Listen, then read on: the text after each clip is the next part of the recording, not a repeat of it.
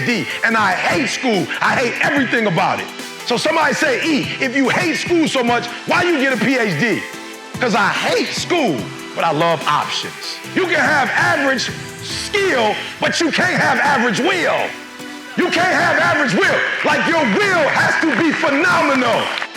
You have to see basketball as the gateway. It's like a passport. Basketball is just your way to get in, and then once you get in, boom, then you dominate. So I'm telling you, you're not taking a test because they're giving you the test. You're taking a test that's about to change your life, your mama's life. And I know if you take the test serious, you'll kill it. When you go through your go-through, your siblings are watching you. When you go through your go-through, your friends are watching you. When you go through your go-through, your parents are watching you. And people will use your strength to get through their stuff.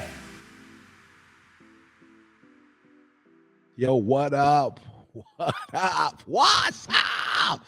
Hey, it's your boy ET, man. Super excited, man. Teachers all over the world, man. Look, this is the year, right? This is the year. Let's forget what happened last year. Man, let's get focused. Our babies need us, more than ever before. The school system, man, it is the fabric of the United States of America, right? And we got to have the right attitude. All right, are y'all hearing what I'm saying? So, once again, we're here to do three things, man. We're here to inspire you. Man, you got to keep going. No matter the circumstances, no matter, we in school. I know some of y'all scared, like, we about to go back to it. Don't worry about that. Focus on today. You know what I'm saying? Let's just focus on today. Number two, we're going to give you a nugget. I know I get a nugget every week, and that's something that I need to apply. And then finally, we just here. We got your back. All right. We got your back. So Extreme Teachers Podcast, we're here for you. Super excited in this new year, to be with you another 365 days. I talk about being consistent, and I think that's one of the phenomenal attributes of an educator. Like we see them more, a lot of times, for real, we see them more than their own parents see them, right? We see them more than some of their other family members see them. We see them, we see them every day. I know as a basketball coach, Sam, you saw them nail. You spent so much time, with them, as we talk about preparing for tests and standardized tests and reading and getting them up. We just spent a lot of time, with them. And so I just want to encourage everybody, man, this is the year not to give up or the year to give in. This is the year to really stay focused, stay on your grind, man. So again, here at Extreme Teachers Podcast, we're here for you. Right, we are literally here for you to help you. So if you need us, again, the website, what I'm saying, the info, what I'm saying, talk to me, Val, info@info.com. info@extremeteachers.com. There you go. Say it one more time so they can get it. info@extremeteachers.com. Come call us. I'm telling you, we got it all. If it's for your students, we got a program. If it's for your parents, we got a program. It's for teachers, we got a program. Superintendents, school leaders, we got a program. Basketball, you heard what I said. We got something for your basketball, football team. You name it. If it's in the school system, we have a program for you. So just give us a call, and I promise you, if we can make it, we're gonna be there. Katie, talk to us. What's on the docket for the day? Yeah, we've been talking about student success and creating student success still. And today we're going to talk about student and teacher accountability. So I think this will be a fun one. How do we hold ourselves accountable? How do we hold our students accountable? How do we hold ourselves accountable for holding our students accountable? I think is a big piece too. So let me tell y'all something. When you study success like I do, whether it's some of the traits of the greats, when you study individuals themselves who've done phenomenal things. Listen to me. I promise y'all, here's a word in the last maybe 5 years that I didn't even associate with success, but I realized that all the successful ones do, and it is accountability. I am shocked. I am shocked how many adults, who have dreams and goals and desires, who just don't want to have the responsibility. Like I never realized that what makes, people, I don't know if you want to call it like supervise, whatever, leaders, whatever, it's accountability. I never knew until I became a CEO how many people don't want to be responsible. Mm, But at the same time, people want to like make a lot of money. People want mhm, to whatever. But it's like, yo, if you not like, I never knew being responsible. When I hear the word accountable, the word responsible, and I pray. I'm like, okay, some kind of way, God, I gotta help those who work for me to understand what it takes to be at the top level. Like, I have to explain the taxes, like I have to explain it. Like somebody got to pay taxes. Like somebody got to make sure 401k, somebody health benefits. It's mhm. like, yo, when you get to my level, it ain't about me. I am responsible. People having babies. Like I have to be responsible to make sure that you got your insurance, that it's not lapse. Like it's the kind of one that you need when you get, like I gotta make sure when you go to the doctor, you don't show your card and they like, we not here. We don't take that one right here. Yeah, oh, that one, yeah, we take that one right there. You feel me? Like I never realized when I first was like, yo, I want to be a CEO and I want to be whatever. Like I never knew the level of responsibility. Like you have to be responsible. Yeah. And so I laugh at my kids because my kids, I'm grown. I'm like, ooh, okay, about that. Like, that's just not an age. You know what I'm saying? Like, you keep losing stuff. That's not responsible. You know what I'm saying? Like, you got to keep locking stuff and you got to keep going to the bank. And that's not like, yes, you are in terms of your age, you are, but in terms of responsibility, like, it's just a different level. And I'm telling you, I got multiple kids. You can be a different age, but you could be younger and still be more responsible than people Yeah. are just because and so when I hear that word accountability, that's just what I hear. And as an educator, I learned at an early age, you're probably going to be more responsible for their academic success than they're going to be at this particular age. Like I did K through 12. Even when I did college, I'm gonna be real. Freshmen weren't the most responsible. Sophomores weren't the most responsible. It's probably about junior, senior year that my college students start really growing up and start seeing that they're getting close to finishing up. So they Yeah. start handling their business. But I would have students that didn't know what schedule, they didn't know what classes they were supposed to be taking. They didn't know when the classes were. They didn't know how much stuff cost. They was like, Mr. ET he gonna do it for us. We just gonna go into his room and magically Mr. ET gonna sign some paperwork and boom, we gonna know what class is and we gonna know. I'm saying like, yo, your mom paying 50 grand. She don't even have. She paying 50 grand. And so just off the cuff, when I think about accountability and being responsible, it dawned on me that you're going to have to take ownership of other people's success for them until they get to an age or a level of maturity to do it for themselves. So if you're an educator out there and you're like, why do they put everything? Well, that's why, because responsibility isn't easy. It isn't easy to bear it. It isn't easy to own it. It's not easy to be responsible, especially when you're talking about for the lives of other individuals. It's not easy. But I laugh. My wife, she the Mhm. one. I'm telling y'all, my wife is like, yep, your birth certificate is in. I'm like, people still don't have a. And she like, go into the drawer, open up, and then if you go No. to the third one and you pull that folder out, it'll have your name on it and all your little stuff is in. I'm just like, wow, that's crazy. But she has Mhm. taken, since I've known her, she's taken ownership of any paperwork, any important documentations, any, passports. It's just like, she like, yo, if they gonna have them, I'm gonna have to be the one to whatever. And so that's what I think of when I think about accountability, is taking personal ownership, not just for you and yours, Mhm. but if you're going to be an educator, you're going to have to take it for others, because a lot of parents just not trying to be funny or Right. trying to be rude.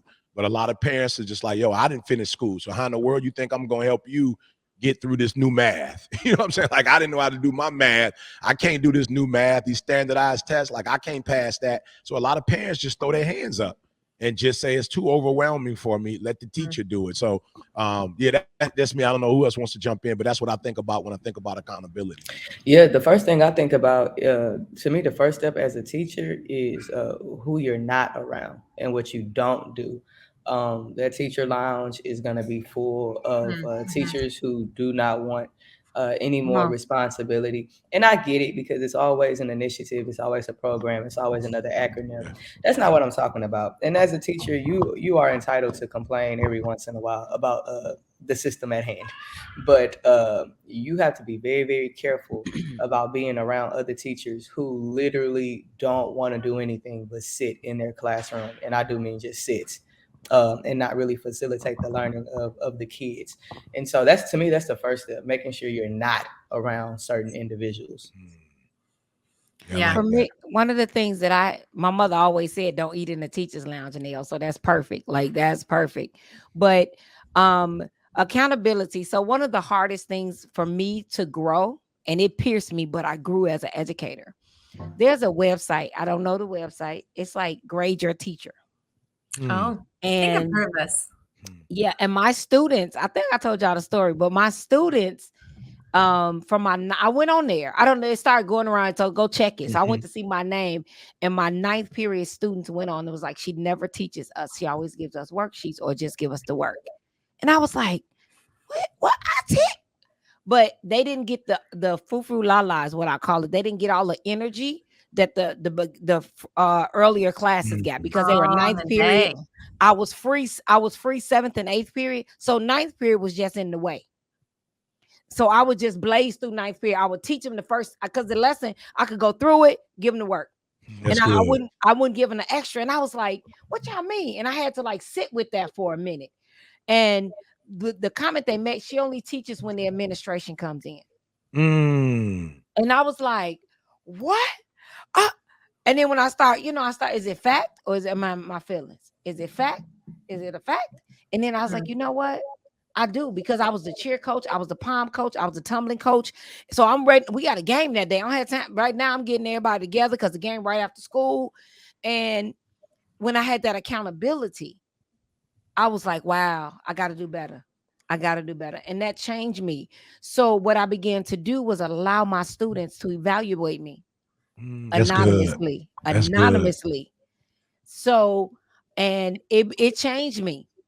It really changed me, because the first half of the day, those kids loved me, and they connected with me. They knew me. I talked to them. They talked to me. By the end of the day, because I was free, like right after lunch, I was free.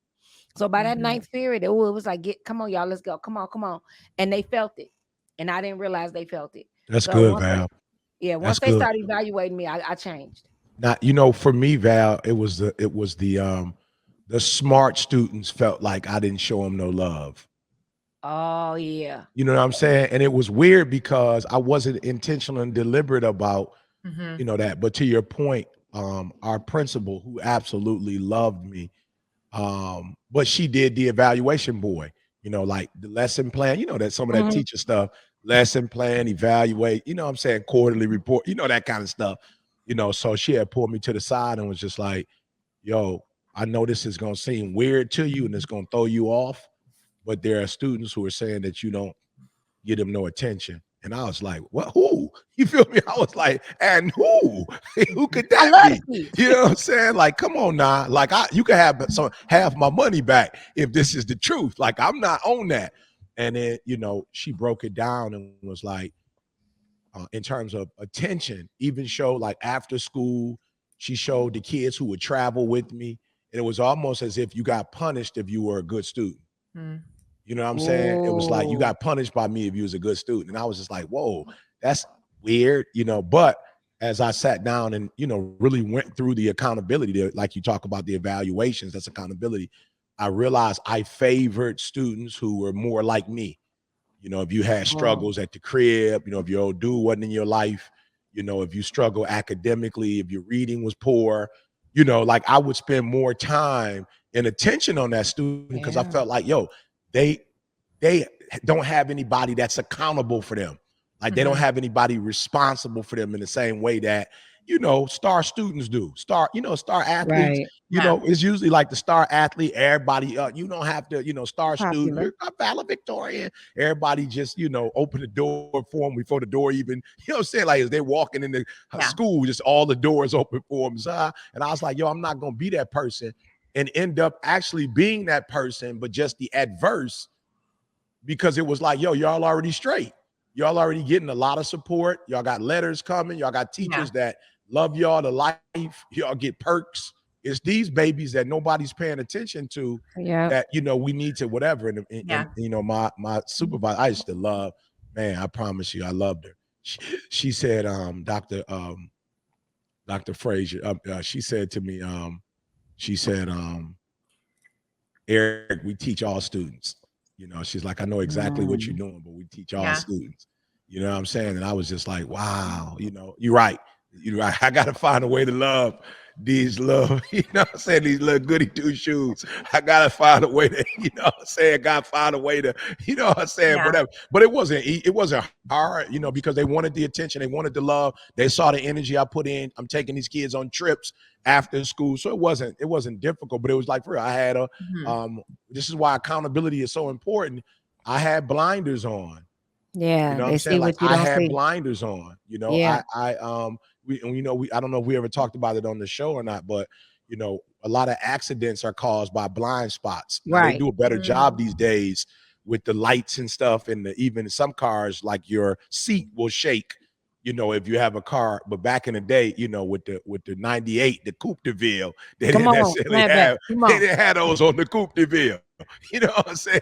The Escort, the Escort didn't have that on there. You know what I'm saying? And so there's over 1 million accidents a year are caused by blind spots. And so as an educator, I had a blind spot. I was sensitive towards students who didn't do well. And to your point, Katie, accountability, my supervisor did a phenomenal job of overseeing us and just making sure professional development wise, that we were growing. So that's big, Val. That's big. It hurt though. I promise you it hurt, but it made me a better teacher. It really made me a better teacher. And it was the kids. That's your audience though. So why wouldn't it? I never understood why it didn't go the other way. Like the superintendents evaluate the principals evaluate the teacher evaluate the students. But I think it should do the reverse thing as well. The students should evaluate the teachers should evaluate the principals, and the principals should evaluate the superintendents as well. Because now it makes a difference. It's like surveying your customers. Yeah. We can do that backwards. We can do that as teachers, like you said, Val, by doing student surveys with our kids, right? And they don't always have to. I've done that too, but honestly, I'm thinking while you guys are talking, I've done it at the end of a trimester or a semester or a year. But what's stopping us from just doing it in the middle of the year? Come on. That probably would be more valuable, right? Because I've done that too. And I look at the data and then I plan differently for the next trimester, but those are for different kids then. So like, this is a good point. Well, it depends on if you're on semesters or what, but at some point in the middle of our time with kids, let's give them a survey on how can I help serve you better? What things can I do to support you?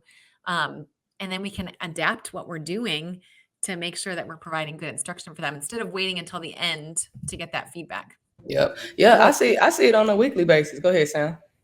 Go ahead now. Yeah, I see it on a weekly basis, highs and lows from this week on Friday. Fill it out, turn it in. Turn it in before you dot the dough. Real quick. You go through them, boo. All right, cool. All right, they just mad. All right, cool. They mad because they got F. Right. They didn't study. Yeah. And you make your adjustments, you know what I'm saying, on the fly. Yeah. Yeah. We can do it ahead of time too. Oh, go ahead, Sam. No, yeah. I think like sometimes like teachers might get overwhelmed too. They might be like, oh, why do you have to create the unit exam? And I've got to create this. And that's just like more work or whatnot. But it's even if you can like, come up with a couple of questions, and also how can you, so we're talking about like written responses, but it would be interesting also if like you just have those two questions in your head, because through your conversations, you can collect data as well.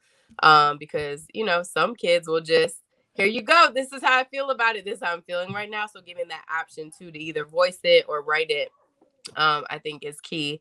And I think just like listening to you all when thinking about accountability in general and like the teachers lounge and then the students, I know for me personally, like I want to do the best that I could do for students. Like we all, that's why we come into this profession.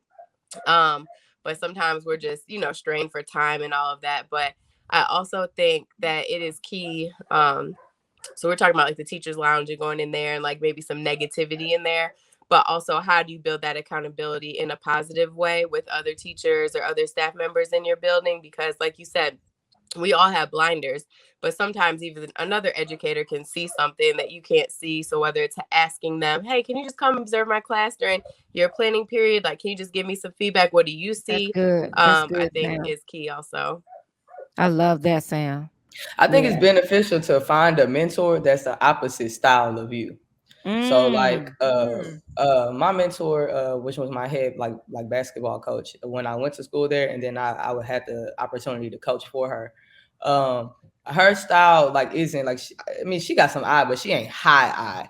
A lot more structured, a lot more C. And so she would often like make comments, like daily comments about like my structure, daily comments about like doing the actual work. Like as a high eye, a lot of times you can get away with not having to do, you know what I'm saying, a lot of the work. Like I just get me in the room, point me to the direction, the other people in the room that is responsible for what's going on, and I'm good. I really don't need to do a whole lot of work. But that's one of the things I have to be accountable. I have to be accountable for actually doing the work.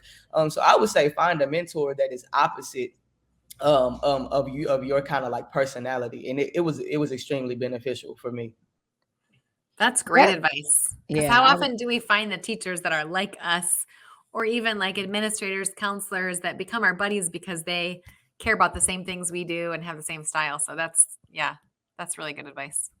I think you turn a corner when you have someone that has been around the corner. It's easier to turn the corner. At the same time, you have to recognize that you have limitations. If you recognize you have limitations, then you try to do better in those areas. What the Bible said, when you know better, you do better.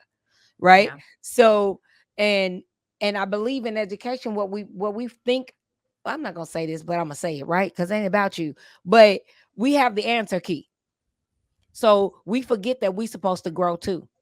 Because we teach in 6th grade, 7th grade, 2nd grade. So we That's forget good. that and then here comes the state that started mandating it with CPDUs or whatever letters, CETTEs, whatever they call it in each state. But they started mandating professional development. One reason you could see veteran teachers that have been there and they still using the transparencies, still doing the old ways, and they didn't want to change. So when states start mandating professional development, because teachers needed to grow, we need to grow, and I think sometimes we get sidetracked because we have the answers. And we're like, yeah, we good. I'm teaching 6th grade. What? Are you smarter than the 6th graders? I teach the 6th graders. I'm good. No, you're not.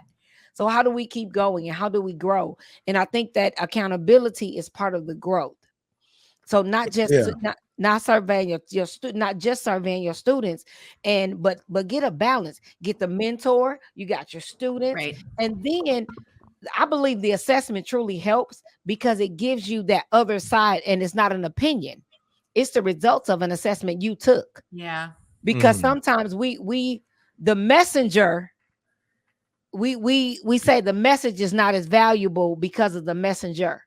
So if we don't like someone when they tell us something, we hear it differently when someone we don't like tells us something.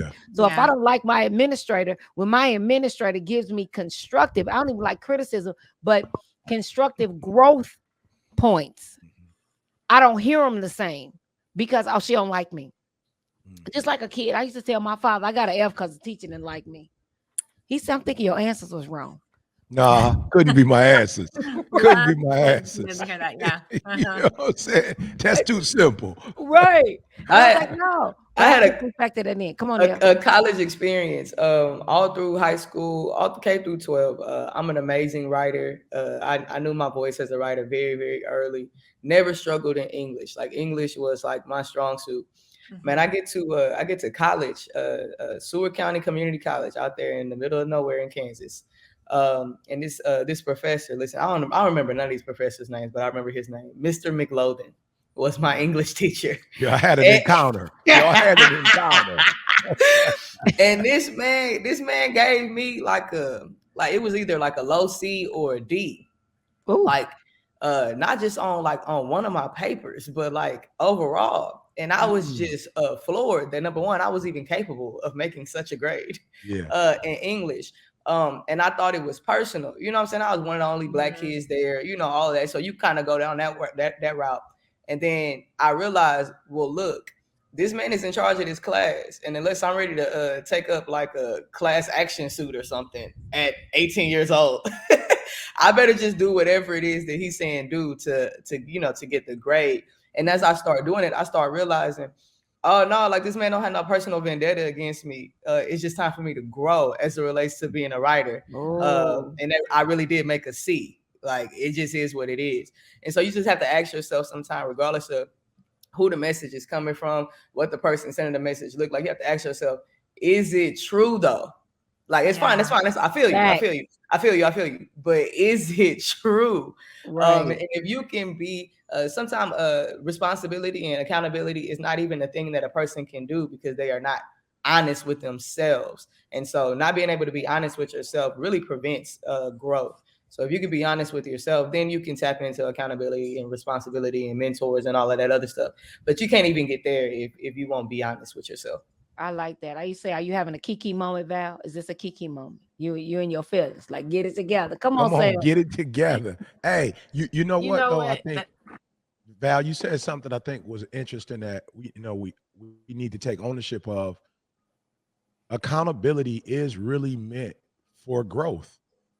And I do think if we're not careful, we look at accountability as somebody in our business, in our space, somebody trying to, one of the challenges when you're an adult is that you are grown. You feel me? And so there is, depending on who you are, there's a level of, privacy or a level of, I'm grown.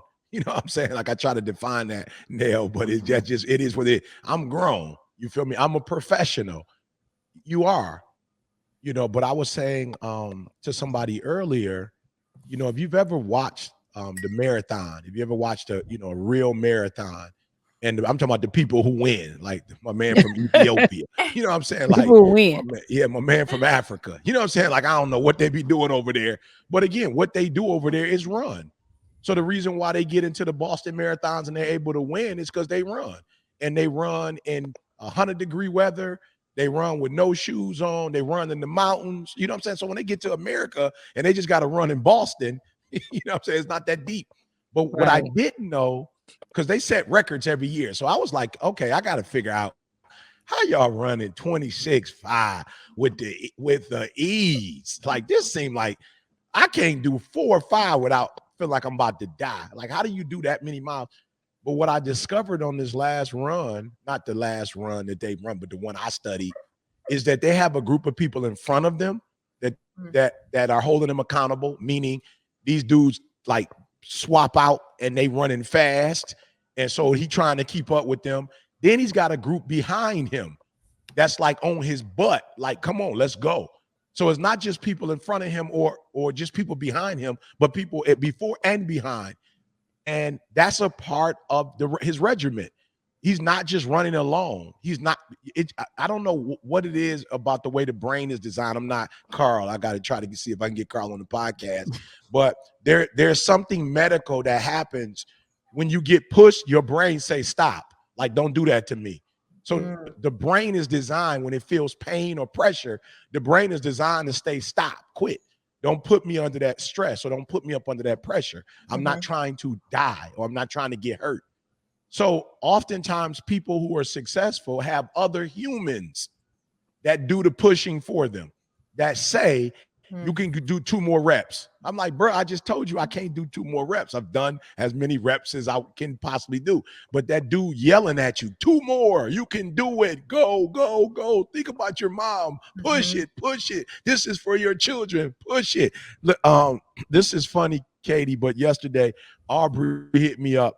And Aubrey texted me and was like, okay, I listened to your, Aubrey can't be no more than 10. I think she probably I was going to say, she's 9, so everyone else knows who we're talking about. Aubrey hit me up like, I listened to my video of yours for today. Your video for today that I listened to was, and I'm thinking, what in the world?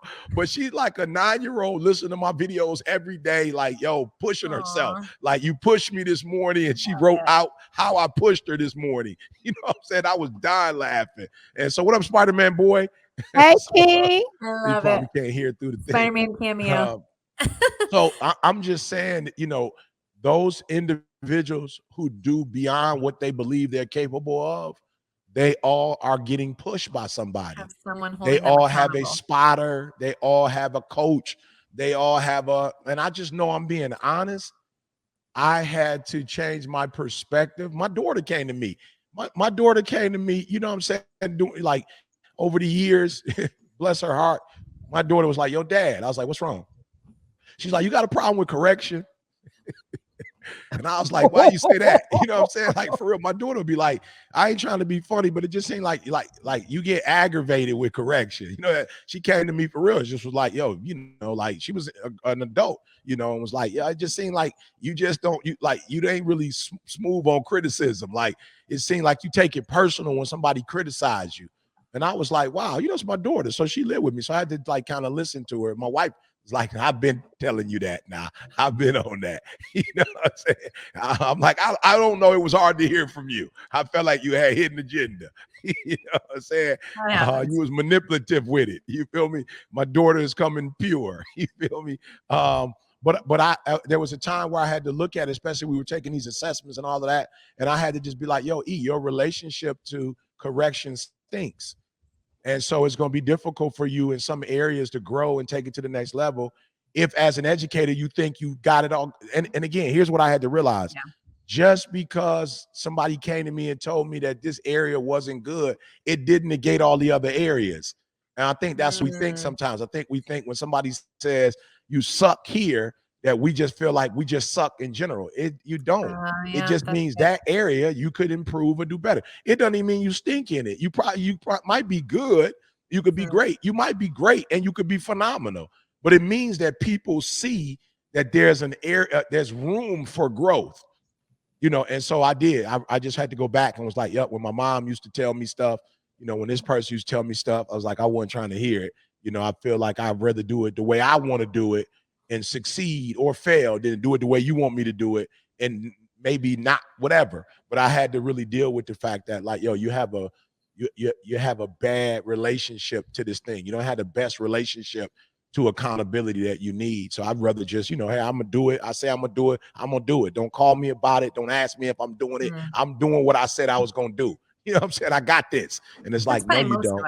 Yeah, no, you don't. Yeah, I don't know, Katie, if it's all of us. I know it's right. I mean, I feel like more people probably are uncomfortable with correction than not. Okay. I would guess, right? Like, I don't know that as a fact. I'm just saying, like, probably, it's a fact. You don't have to. It's a fact. Students too, right? I'm thinking like, I'm just saying you'd have to make me feel good about my insecurities. But there are some behavior styles that they check in all the time. They want that. True. They want that feedback, and they want it at every step of the way. But then the other behavior styles, especially if you have not taken a DISC assessment, reach out info@extremeteachers.com. But that high D or high I behavior style will be more on the I got it. Okay, well that's why some of us are saying that. Then right, and then the others are: is this right? Is this right? Okay. Is this right? Give me the end. Tell me what you want, and I'll start moving. Yeah. I'm just thinking in terms of our students, like, you know, when you say like they're uncomfortable with feedback or a correction, like that's probably a lot of our students too, right? And so we have to help teach them that it's okay to get feedback and deliver it, right? It's okay. Yeah. Okay. Because Nell couldn't believe she was getting, you know what I'm saying, that grade, you know, and as she was saying, I was like, yo, I do know there are two types of teachers. There's one that goes, yo, you're good at what you do. I'm going to reward what you've done. And then there are other teachers that are going, yo, you could do better. Like you good. And because you're so good, I'm going to stretch you. You feel I'm going to stretch you and take you to another level. Why? Because I'm not tripping on grades. I know one day if you get a grip of this gift and you're able to function in this gift, it's going to open up. It's going to make room for you. You know what I'm saying? And I know I was always the teacher that was more, I want to encourage you to continue to learn. I never wanted to discourage you as a learner, you know, but I do know there were people in my life that were like, yo, you have a gift and you can't tell me that the gift that you have, that you've exhausted it at 17 years old, that at 23, you've exhausted it. Like you got a lot more to give. And as an orator now, I am so grateful for those instructors who push the English language on me because I was like, yo, I didn't get it, but there are a command of words is very critical in what I do professionally, and Come especially on, the come on. range. I Yes, never knew that I would be in front of, mayors and governors. You know what I'm saying? I never right. knew I would stand before the president of the United States of America. You know what I'm saying? Like I never knew this stuff. I just assumed as a high school dropout that I would just be on the block. You know what I'm saying? I would be speaking to people who came from where I come from. I never knew people would be translating my word and people from different countries would be listening to my stuff. I remember when a very influential billionaire taught me the science of body language. You know what I'm saying? And I never knew, like, yo, body language is a language. And when people don't necessarily understand what you're saying through the right cadence with your body, you can get them to understand what you're saying. You feel me? Like, there are emotions, and so now who would have known that, man, and I don't know if I'm going to say this right, Nail, but the what do you call it? Like Instagram and stuff, it went from like just like there was a time where just words, just loud, you just talking, to the point where you can get on now. And if you couldn't, like the hearing impaired, they have it now where when you get on, boom, there's no sound, but you're hearing what the person is saying and the body language, and then the words are going, the caption is going down where people can read. I would have never, whatever. And so a lot of people follow me who can't necessarily hear, they're deaf, but they can follow that passion and that body. And this was stuff people was telling me in a speech class. And I'm like, I don't need nobody's speech class. Like, I don't need to learn this kind of stuff. But I'm grateful now that I learned that stuff because it has been instrumental and super important and critical, and and I guess Yeah, whatever I do professionally. and your growth and your discipline and in your growth, somebody else's growth is dependent upon it. Come on now. Oh Yeah. yeah, Come that's on. Man, in the beginning, with the captions, we're told nobody else really understood it. It was like, yo, man, we could just put the video out right now and we'd be good. And he just stated, no, do not put a video out unless it has captions on it. And then so you flash forward years, a couple years, and we have a big show in some city somewhere, and these two hearing impaired ladies were so overjoyed and so moved by the performance and just so happy that they were able to be included because of the captions, and they were able to receive the message because of the captions. And that like changed my life because it was like a small thing in the grand scheme of everything that we do, but it was the biggest thing in the life of someone else. And so even growth in those small areas, even discipline in those small areas, it might be small to you, and it's just like, okay, I don't really need to do that thing every day, or I don't have to worry about that. But you just don't know who else is missing out on what they're supposed to have because you're not disciplined As in an your growth educator, and I love and it. accountability. Yeah. Yeah, y'all remember the principal we had on, right? The one who lost his hearing. Yeah. And he was saying because of the closed captioning, he was able to, grow, and he was able to not be depressed. So it's just, and it like that's accountability though. That's just thinking about someone else and not yourself. Yeah. And a lot of times it's not about you, boo. I'm gonna tell you again, it's not about you. Most of the time. Right. We stay so long in the mirror getting ready that we think we still in the mirror at all times. It's about us. No, we got to go to the window. Yeah, it takes more work, right? It takes more work to be accountable. When you were talking at the beginning about being responsible for other people and all of that, it's a bigger responsibility. It takes more work. And so it's harder work. It's more work to hold our students accountable too than to just sit at our desk and let them put their head down and put their headphones in. Yeah. Right. That it is a lot easier to say, read chapter 4. I'll be up here if you have questions, and they can sit and put their headphones in and put their head down and not read. That's easier. It takes more work to hold them accountable, but we have to do it because it's the right thing to do. And because we love them, they have to actually read chapter 4. Yeah. So that means, they have to read chapter 4. And sometimes maybe we have to say that, hey, I care about you. That's why you got to read the chapter. You can't sit here. Yeah. And that means I'm going to come over and say, you have to take your headphones out.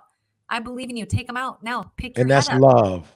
And that and students that when you do it in a loving way, they figure that out. Yeah. I think sometimes there's a fear from teachers that like, if I do that, then we're going to get into an argument. Yeah. It's going to be a whole thing. Yeah. And we are.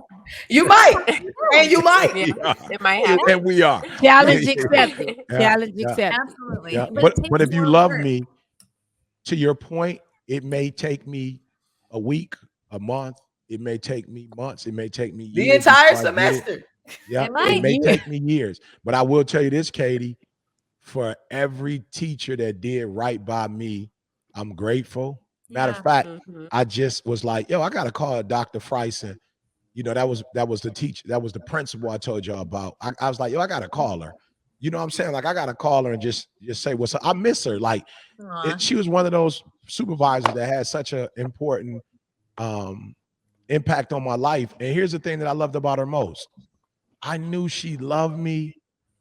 I knew she believed in me. She took the reins. You know, I still had the reins on, but she loosened them jokers. But what she did do for me was she never lied. She always held me accountable. She covered my Mm. back. Like, look, She never lied. At that time, I wasn't a certified teacher. At that time, I hadn't, gotten my degree. But she was like, this boy is gifted as a teacher. He's just naturally gifted as a teacher. And there's so many delinquent young men specifically who are reading, who are taking their learning serious. I'm not going to let him go because some parents, want this traditional whatever. Like, this is working. Your children are, so. But the thing I loved about her was, yo, you're not getting your check until you turn your lesson plan in. I need your check. If you want to get your check, you got the lesson plan. There's some other paperwork that you're not doing. That is some evaluation stuff. I'm gonna need you to get that done, and you're not getting your check until you get that. I'm gonna need to get that. You know what I'm saying? And so I Wow. loved her because Accountability. I That is loved her because it was accountability. like she knew he's never gonna do this paperwork. He's never gonna do this paperwork. No And one's so gonna do it the either. only way I can get him Yeah. to do this paperwork is I'm gonna have to hold his check over his head, Let's and I'm gonna go. have to hold these benefits over this boy's head.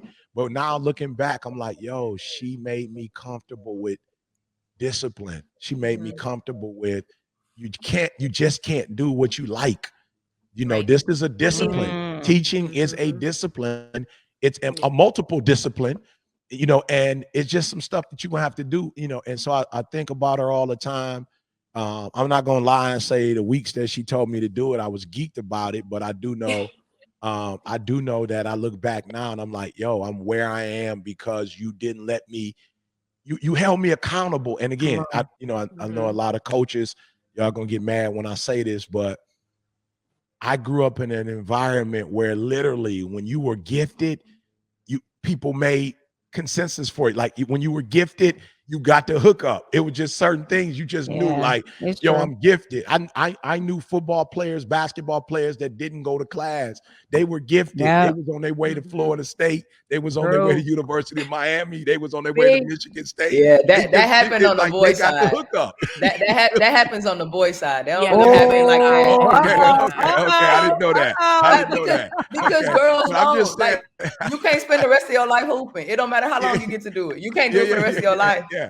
Okay, yeah, I didn't know that. Yeah, yeah, I thought it was just athletes, but okay. So let me rephrase that. Uh-huh. I knew men who got away with murder because they were gifted. It was a part of the culture. You feel me? And so here I am as an adult educator thinking, yo, I'm gifted. And so I'm gonna be able to get away with. And she was like, Mm. nah, actually, because you are gifted, I'm gonna hold you a little bit more accountable Mm. because you are gifted. And I want to read something to y'all real quick. I just want to say thank you to every teacher out there that held me accountable. This came, Carl sent this over to me a couple of days ago. It said a while back, Carl, you gave me permission to download and play ET's YouTube content on a facility-wide channel at the G. Robert Cotton Correctional Facility here in Jackson, Michigan. It is hard to put into words the positive impact his content has had on the incarcerated population. Mindsets are being changed. Inmates are sharing his content with family members and friends. In addition, the director of the Michigan State Department of Correction has developed an epic EPIC team to devise a plan to play his content in every facility across the state. In a few months, his content will reach over 40,000 inmates. I wanted to take a moment to say happy holidays and thank you for allowing me to ET's content to change lives. If you are ever interested in creating something for the prison population, I'll be happy to help. Blessings. I'm like, yo, these are teachers that got on me. and was like, look, you're not just going to be, forgive, um, my adjective, but you're not just going to be a ghetto, what I'm saying, talented speaker. Like we see that you have something very unique and we're going to push you. And I became a lover of reading as a result. They started me with poetry because it was small and what I'm saying, it was something eatable. I always used to say, like, I could eat this, I could digest this. Yeah. What I'm saying, I could digest this right here. A little Langston Hughes, a little Maya Angelou, what I'm saying, like I could little Robert Frost, like I could digest this right here. You feel me? And then of course it went to biographies and reading. And then from there, picking up some novels here and there, my favorite book of all, A Pilgrim's Progress. What I'm saying? Like, The Pilgrim's Progress was the first book I read. Obstinate. My boy David held me accountable in college. David was like, okay, you just read the word obstinate. You know what it means? I was like, absolutely not. He's like, you know how to spell it? Absolutely not. And so it was like we would just go through each word that I didn't know. Yeah. It was the first friend I ever had that was like, yo, we're going to read this book, and any word you don't know, don't feel bad. I'm first generation. I'm Haitian American, first generation Haitian American. So as a Haitian, there's some words I don't know. We're going to learn these words together. In college, my boy held me accountable and taught me the love of words. And we would be on campus and he would just say a word and I would have to spell it and I would have to get a definition after a while, not knowing it, embarrassed that I didn't know it, but The Pilgrim's Progress, oh, what a book, and so I would just say to all of us that are listening to this, accountability is not a bad word. It's not a cuss word. It does maybe bring negative attention. It does. It does maybe make you feel uncomfortable sometimes when you're doing it to somebody, especially people who don't want to be held accountable. But one day, those of us who have been held accountable will thank you. You know what I'm saying? We will say thank you for One loving day. us enough to holding us accountable. Guys, give us our last few. Give us our Sam been trying takeaways. to get in. We've been holding Sam hostage for about 20 minutes. Oh, Sam, come on. her Sam arm been already like knows. this trying to hit Sam the need to button. wave her hand I and was do waiting. something. Come on, Sam. No, that was phenomenal. Thank you so much for good. sharing that. That is amazing. I love that. Now I just have two things which I could kick off our final round, but I think one, you all were speaking of like the culture of accountability and as a teacher and in the classroom, and then also that kind of criticism feedback piece. And I think one key way to create that culture of accountability in your own classroom is also to acknowledge, feedback that you've received and how you've been adjusting that as a teacher, and be very, very vulnerable and open. Like, I received this feedback, and then this is how I'm going to change. And so that way, students may be, less on edge about receiving feedback if you're modeling that as well. And then the second part is just reflection is a part of accountability. And I think we all, accountability looks different for each and every one of us, but I'm at my parents' house right now in Michigan, and I'm looking through and Nell shared that story about, her old professor. And I'm looking back at different college paper. I don't know. My mom is like, can you do something with all this stuff? Like, does this have to be here in this box? But I'm looking back and I'm reading even different things that I'm like, different pieces of feedback. Or I'm like, oh, how did I do on this test? Like, things that I do not remember. And sometimes I'm like, oh, has it been because it's been so long that I don't remember this? Or did I actually take the time to stop, pause, reflect, and then make correction? And I think as teachers, I remember on the lesson plan, it'd be like, reflect. What's your reflection of the week? And I'm like, no. Like, let me just write a sentence because I already have to do this whole lesson plan and it's a lot. But I really do think that it is so key for you to incorporate reflection as a piece of that accountability. And whether that's going, I don't know, getting coffee with your, your mentor, your teacher, and just have a couple questions where you reflect with them. Or if you're a self-reflector and you have a journal, that may look different for you. But I do want to say, I think reflection is a huge part of accountability as well, and making adjustments. Yeah, that's good. Oh, I love it. Right. I was like, that's good. That's good. It's good. It's all good. I'll jump in. Val, you were talking about the assessment and how that's real data. And so it's easier to look at that and maybe not feel defensive and make adjustments and changes. And I think as teachers and students, looking at data in our classrooms can do the same thing for us, right? So if we should be pulling data on a regular basis and using that not just to analyze how our students are doing, but to analyze our own best practices as teachers. So if, the goal, right, if we talk about like MTSS, our goal should be like 80% of our students are hitting benchmarks, no problem, right? 15% of our kiddos are needing a little extra support. They're needing some intervention. 5% might really need a lot of extreme intervention. If those percentages are off, it doesn't mean we're a bad teacher. It might mean we just have students with a lot of needs or whatever, but we have to adjust what we're doing. So we can't look at data ever and see like, hey, 50% of my class is failing, and be okay with that and continue to do the same thing. Oh, it's you failing. Right.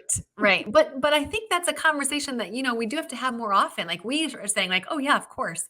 But I think sometimes we look at that in data analysis meetings and things and say like, oh man, that class of students, they're really struggling, or they don't have a lot of parent support, or that class, yeah, there's a lot of behavior problems in the 9th grade this year, or things like that. Whereas we have to look at that data and say, what am I going to do differently? What can we do as a team differently? How can I ask for help?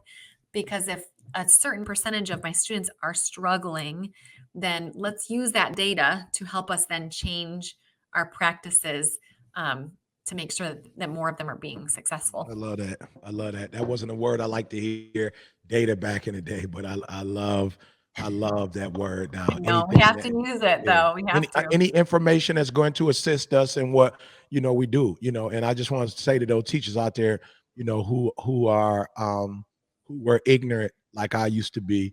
Imagine watching basketball and you don't know how much the score. You don't know how Right. many You rebounds. have You to don't know have it. how, Mhm. many fouls. Like you don't know if it's the first quarter, second quarter. Like you don't know the team's record. If they have a winning record, losing record. Just imagine watching your favorite team and you have no data on them. You have absolutely no it's whack. It's like you can't keep up, But imagine now looking at school like that same thing. Where's the kid in the third quarter? How many points? How close are you to win? Well, how many seconds left in the game? So it's all about perspective, y'all. I'm telling y'all, we don't really dislike anything.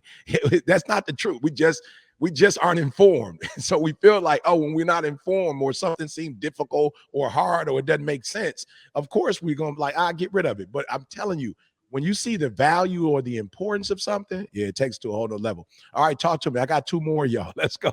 I got 2 more. Talk to me. All right, I'll hop in. So I used to tell my kids beginning of the school year, you're gonna hate me by Halloween, but you'll love me by Christmas.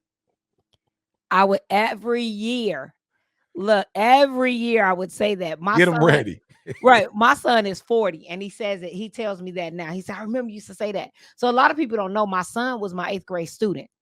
His mother literally died on Christmas morning, and I adopted him and I raised him, and he went to college. He's now one of the assistant admissions directors at a university. Amen. But one day he asked me. He said, "How did you know when to tell me no?" How did you know? And that's a deep, he's so analytical. And he was like, how did you know when to tell me no? I said, I told you no when I knew you needed to grow. And he was like, what does that mean? I said, because when I knew you would, okay, like you would fly through your money. You would fly through it. And I saw a pattern creating, I would stop you. And then I'm not giving it to you. And he'll be like, what do you mean you're not? Oh, you don't have it. I didn't say I didn't have it. I'm not giving it to you. And he said, how did you know to do that? And I said, when I saw negative or dependency creating, I knew to tell you no. I said, so as a teacher, because we can become so dependent on our mentor, or we can become so dependent on outsiders that we don't do that internal thing, that self-assessment, that self-evaluation, or that self-reflection that we need to do. So know when to, my thing is, so I'm gonna flip it a little bit for my teachers, know when to grow. So watch the patterns of being stagnant, or watch the patterns, or just that mellow, like, oh, this a breeze. When you don't have to write a lesson plan and you can just teach. I could teach a whole year and never write a lesson plan because I taught the same grade, same subject for so many years. I wasn't growing with my students, because if I'm teaching the same, that my students, they'll tell you, you get the kids go in a cycle. Like even with height, you'll get a class of kids, they all short, and then you're like, dang, then all of a sudden you get all these giraffes and you're like, dang. But it's the same with their mentality. But if you start teaching them all the same, Nope, you can't. Even some kids got to be stretched. Some kids you got to slow it down. So you cannot just be the same and think that your kids are growing. So you got to know when you need to grow. That's good. You can't be the same thinking your kids are growing. Yeah. Absolutely. My toddlers are back here finding their voices. I got two. When you're receiving criticism, just take the truth. You know what I'm saying? Leave everything else where it's at. Just take the Come on, truth. Charlie, Nell. stop. When you are giving criticism, just give the truth. don't give all of the extra. Don't give your opinion. Don't give all your emotion with it. Just tell the truth. And I'm learning this through disciplining my kids, because I don't want my son to think I'm correcting him out of anger. But if I give him the truth with the hey, then all he's seeing is the anger. He's not really seeing stop. But if I tell him, hey, just stop, don't do that, without the extra anger and emotion with it, he's more likely to register, oh, she's saying stop because of what I'm doing, not because she's angry at me. That's good. So when you're giving the message, give it with just the truth. When you're receiving the message, go back as a parent. Can I start back over from the go? Can I start back over from you? I need a redo. I need a do over. You need a no, you know what, Nell? I'll try to implement that right now. I'm going to talk to myself right now. That's it. That's all, y'all. Says the clock on the wall. Coach B, where are you, my friend? We are getting ready to go to Coach B's office. Let's get it. Welcome to the principal's office, where it is time to review and recap some of the most impactful points from today's broadcast. And we had a jam-packed episode all about accountability today. So let's not waste any time and let's get straight to it. Number one, accountability is key. ET gave us a harsh dose of reality right at the beginning of the episode. And he said, look, you want to be successful, you want to make money, you want to make an impact, but you don't really want to be responsible for making those things happen, especially if you're a kid. So his point was this: as a teacher, you are going to be responsible for your students' success, even more responsible than they are, at least for a little while. As educators, we have to take ownership and responsibility for our students' successes. As much as we would like for them to be able to hold themselves accountable 100% of the time, it's going to be part of our role for the foreseeable future while they're a student. So make sure you have a system for holding your students accountable. Number two, get feedback. We heard Val talk about this. E talked about it. Katie talked about it. They all brought up this idea of feedback, and preferably early feedback at that. Let's use that example of being in a car and having a blind spot just for a moment. If you're in your car, you're driving, and you start to merge lanes, and there's a car there, and you crash into that car, that crash is actually feedback. That's letting you know, hey, this lane wasn't clear. This is a danger zone here. You just found out a little bit too late. But what the new technology does, these cameras and sensors that are on most of these new cars, it will give you the same feedback, but earlier. It gives you the feedback in time to avoid the crash altogether. The same information. There's a car over here. It's dangerous. Do not go over here. Same info, but the timing has changed just enough to avoid the crash altogether. And that's exactly what we want to do in our classrooms. So let's get the feedback from our students, from our supervisors, from everybody, and see if we can identify where those blind spots are for us as individuals, and see if we can make the adjustments in time to avoid the crash. Now, Nell also threw in a great practical tip here.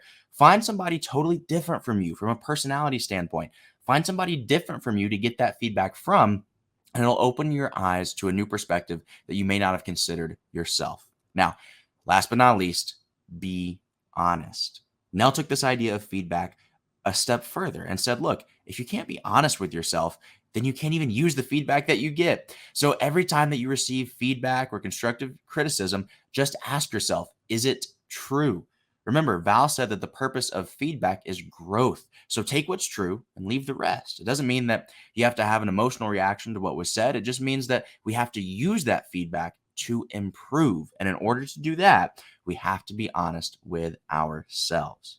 Now, of course, we would love to go to your school and conduct our professional development. So if you would like for the Extreme Teachers team to be at your school, send us an email at info@extremeteachers.com.